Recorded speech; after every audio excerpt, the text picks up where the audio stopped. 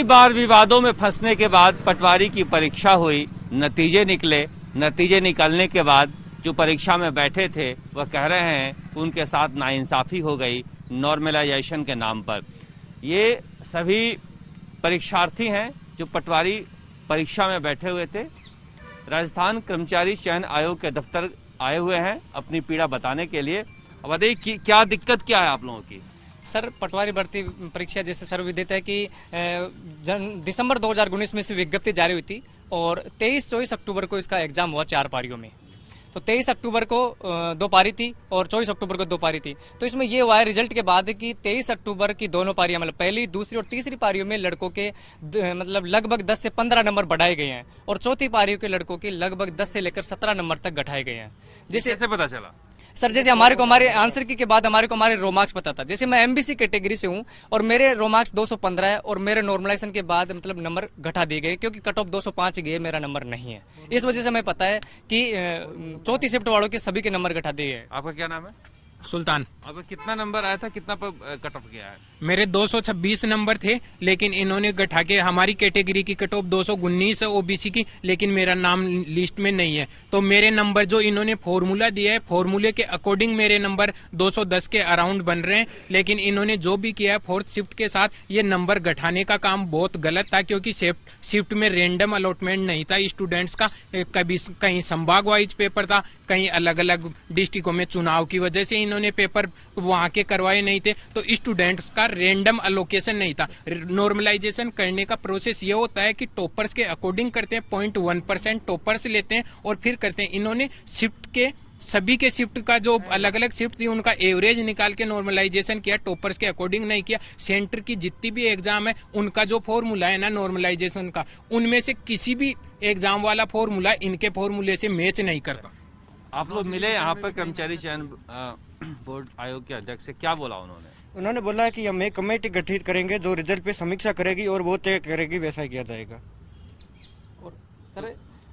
और सर इन्होंने जब विज्ञप्ति निकाली तब नोटिफिकेशन में ये नहीं डाला कि नॉर्मलाइजेशन किया जाएगा। सीजीएल 2017 का एक सुप्रीम कोर्ट ने निर्णय दिया है, उसके अनुसार एग्जाम के बाद किसी नोटिफिकेशन में आप नहीं कर सकते हो नॉर्मलाइजेशन। जबकि इन्होंने मीडिया में भी ये छपा कि चौथी पारी का पेपर है वो टफ था और चेयरमैन साहब का इंटरव्यू था, उन्होंने भी बताया कि चारों पेपर एक जैसे हैं और नॉर्मलाइजेशन की जरूरत नहीं है। उसके 15 दिन बाद नोटिस जारी होता है कि नॉर्मलाइजेशन होगा। उसके बाद भी 3 पारियों के नंबर तो 10-10 नंबर लगभग इंक्रीज किए गए। हमारे चौथी पारी के सभी के लगभग 15 से 20 नंबर डिक्रीज किए गए। कितने बच्चे होंगे जो प्रभावित होंगे? लगभग इससे 3.25 लाख बच्चे प्रभावित होंगे जिनका फोर्थ शिफ्ट में पेपर था और उसमें से लगभग मात्र 1200 के आसपास बच्चे पास हुए हैं उन 3 लाख लड़कों में से मात्र। तो ये 10% रेशियो भी नहीं है चौथी पारी का सिलेक्शन में, बाकी 90% 3 पारी। कितना कट ऑफ जा रहा है आपका? सर, मैं ईडब्ल्यूएस कैटेगरी से हूँ और मेरे 229.33 नंबर है और हमारा कट ऑफ है वो 210 कट ऑफ है सर। और अब आप देख लो सर, उसमें मेरा 20 नंबर मेरा कम हो गया है और बाकी एक ऐसा बंदा भी है जिसके 205 नंबर है या 198 नंबर भी हैं, वो बंदा भी उसका भी क्लियर हुआ है। इसका मतलब सर ओवरऑल जो पूरी वैकेंसी का अगर अपन देखें ना तो सर इसमें नॉर्मलाइजेशन के नाम पे कम से कम 32 से 33 नंबर का सर इन्होंने ओवरऑल स्केलिंग की है।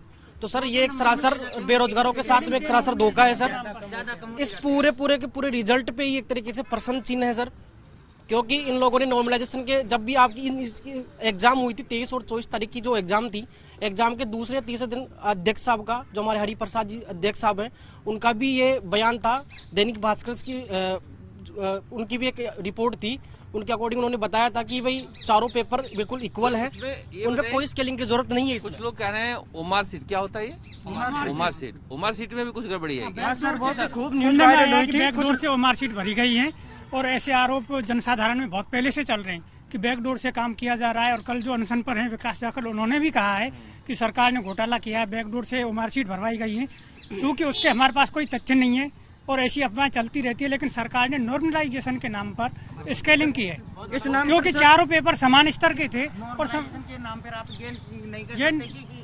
किसी के घटाएं और किसी के घटाओ या बढ़ाओ, 3 नंबर चारों पेपर समान लेवल के हैं। ये कोई जो कम नंबर वाला था वो पास हो चुका है और जो ज्यादा नंबर वाला था वो फेल हो गया। जैसे मैं एमबीसी से हूँ, 205 कट ऑफ गई है, 195 वाला पास हो गया, 215 वाला फेल हो गया है। मैं भी एमबीसी ऐसा किया गया है। इसी 225 मार्क्स हैं उसके बावजूद मेरा कहीं लिस्ट में नंबर नहीं है। ऐसी बात है सर, हमारी शिफ्ट के अंदर 240 लाया है, वो भी जनरल और ओबीसी में फेल हुआ और है। सर जैसे कि जो भी पास भी हुआ है हमारी कैटेगरी में, जैसे जनरल से कोई बंदा पास हुआ है 34 शिफ्ट में से, वो 242 नंबर पे जाके पास हुआ है लगभग। अब 242 का नॉर्मलाइजेशन के बाद स्कोर 220 ही रह गया है। ये 2 गुना की कट ऑफ है। जब फाइनल कट ऑफ जारी होगी तो वो बंदा भी बाहर हो जाएगा। किसी का भी सिलेक्शन नहीं होगा, मात्र 1% भी रेशो नहीं रहने की शायद संभावना। आप लोग कोर्ट भी जा रहे हो? कोर्ट में अभी हम जा रहे हैं, हमने वकील से भी परामर्श किया है। 2 बार साक्षात्कार दे चुका हूँ अभी तक के। पिछली बार एसआई का भी साक्षात्कार दिया है, इतने कंपटीशन पास किए हैं और पटवारी के 2 गुना में भी हमारा नंबर नहीं है, जबकि वास्तविकता में 225 प्लस हमारा स्कोर है। सभी पेपरों का लेवल इक्वल है। जो बंदे आरएस के 2 बार साक्षात्कार दे चुके हैं, एसआई का साक्षात्कार दे चुके हैं, और पटवार के 2 गुना तक में 225 प्लस मार्क लाके भी हम 2 गुना में नहीं है। ये सारे परीक्षार्थी हैं जो कह रहे हैं कि अच्छे अंक लाकर भी वह सफल नहीं हो पाए हैं, क्योंकि जिस तरह का फार्मूला रखा गया उस फार्मूले के अंतर्गत ये बाहर हो गए हैं। और जो बहुत सारे जो इस कैटेगरी में जो उनके साथ बैठे थे, जो पास भी हुए हैं, वो भी अगली सूची जो निकलेगी फाइनल उसमें बाहर हो जाएंगे।